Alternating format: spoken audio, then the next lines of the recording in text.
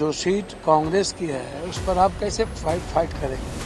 क्यों आप चुनाव लड़ाएंगे? अमित शाह जी तो नीतीश कुमार को पूरा नेगलेक्ट ही कर दिया। एक स्वच्छ और एक अच्छे सोच के लोगों की राय है कि अच्छी सरकार हो, अच्छे मुख्यमंत्री हो, और ऐसा होता है तो इंडिया गठबंधन को ज्यादा बेनिफिट मिलेगा, ये मैं समझता हूँ। मेरी व्यक्तिगत राय भी है। तो कांग्रेस को तय करना है क्या शेड्यूल है, उसमें मैं कहीं हूँ नहीं। कौन कौन आ रहे हैं आज?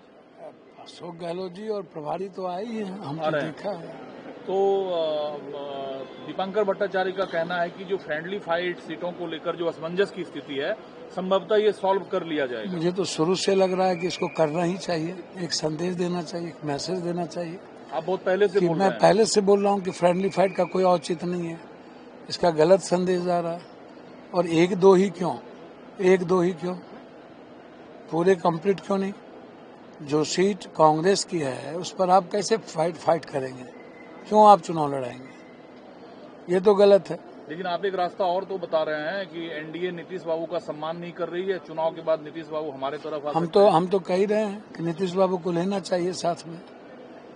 मैं तो बोल ही रहा कि एनडीए कहीं से भी सम्मान, आप देख लो, अमित शाह जी तो नीतीश कुमार को पूरा नेगलेक्ट ही कर दिया। वो तो कह रहे हैं जरूरत ही नहीं है, तेजस्वी हमारे पास है, हो सकता है कल उनके नाम का ऐलान हो जाए सीएम पोस्ट। देखिए, अब वो तो वो गठबंधन में हैं और हम उनको नेता मानते हैं। निश्चित रूप से दीपांकर भट्टाचार्य जी को मैं बहुत सम्मान करता हूँ, रियलिटी में मैं बहुत सम्मान करता हूँ। लेकिन यदि दीपांकर भट्टाचार्य जी को, यदि इस प्रदेश का ग्राउंड रियलिटी, उनको सब कुछ पता है कि इस प्रदेश में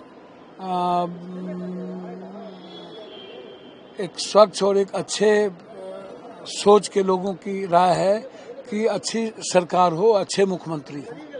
तो मेरा मानना है कि मुख्यमंत्री जिनको भी बनाना हो, माले के नेता को, वो चुनाव के बाद बनाए ना, कहाँ दिक्कत है। तेजस्वी जी को ही बनाना हो तो चुनाव के बाद आप घोषणा कर लीजिए, बनाइए। मेरी राय है कि यह लड़ाई नरेंद्र मोदी वर्सेस राहुल गांधी ही सामने में दिख रहा है लोगों को, और ऐसा होता है तो इंडिया गठबंधन को ज्यादा बेनिफिट मिलेगा, ये मैं समझता हूँ। मेरी व्यक्तिगत राय भी है।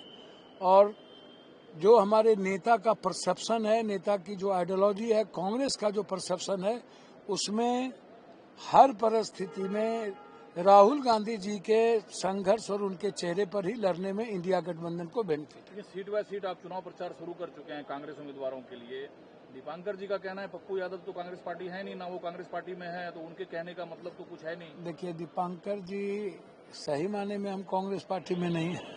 क्या बात कर रहे हैं? मैं सही माने में कांग्रेस पार्टी में एसोसिएट मेंबर हूँ, बिल्कुल साफ है।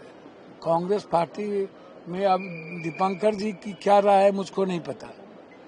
मैं इतना जानता हूँ, मैं कांग्रेस आइडियोलॉजी, कांग्रेस नेतृत्व के साथ खड़ा हूँ, और बिहार के इंडिया गठबंधन के जीत के लिए कंप्लीट रूप से दीपांकर जी को भी पता है, कोई एक नाम खड़ा है तो वो पप्पू यादव।